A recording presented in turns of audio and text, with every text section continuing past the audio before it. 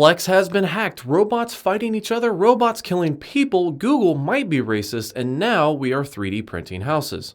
These are today's bits.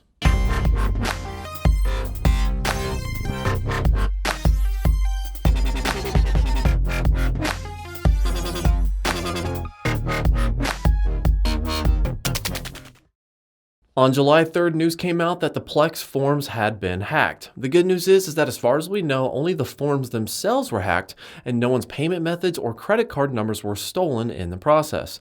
The hacker was able to gain access to email addresses, IPs, private messages, and forum passwords. Now this of course is really bad because a lot of users probably use the same plex.tv password as they do on the forums, essentially giving the hacker access to their server management page for anyone who did.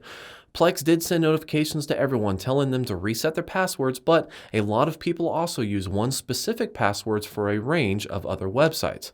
If that password was shared with the victim's email address, for example, all of a sudden the hacker could gain access to almost anything tied to it. So my recommendation here is to change any and all passwords for sites you might have used that share similar passwords to the Plex forms, starting with your email. Good news is that the forms passwords were salted, which should make cracking them a lot harder. Actually, a lot harder. I'm no expert on cryptology or anything, but apparently salting passwords is a good thing.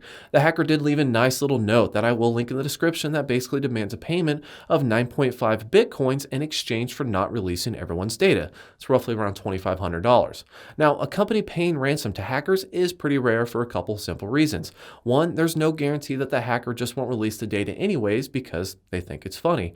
And two, if they did pay them, then it would encourage other hackers to do the same thing to other people or businesses. A company in the US called Megabots has challenged the Japan company to a gigantic robot duel. As seen in this video here, they outline how badass and American proud the robot is and call out the Japan robot in an epic paint can shooting clash of raw steel. In this video here, the Japan dude said, "Sure, I'll fight you, but let's make it a melee battle instead."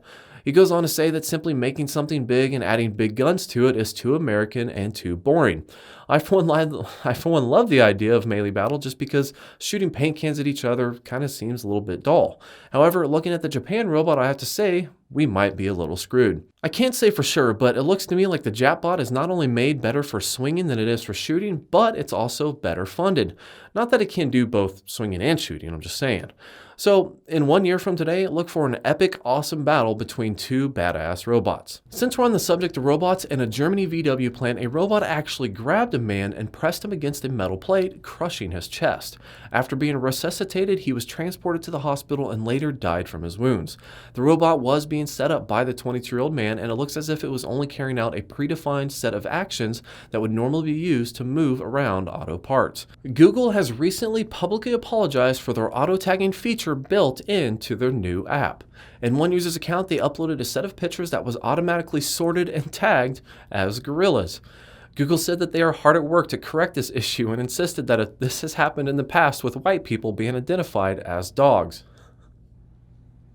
3D printed buildings? Yes, that's right, buildings. In Dubai, they are now planning on using a 20-foot 3D printer to print not only a full building, but also the furniture and decor that goes in it.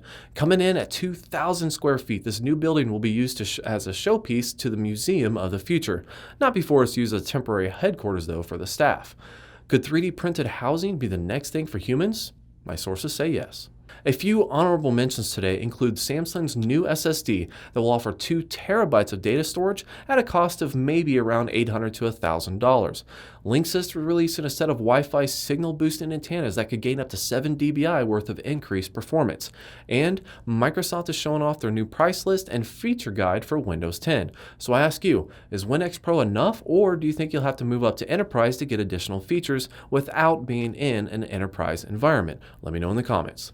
As always, if you like this video, make sure to click that like button below. And if you want to hear more, don't forget to subscribe.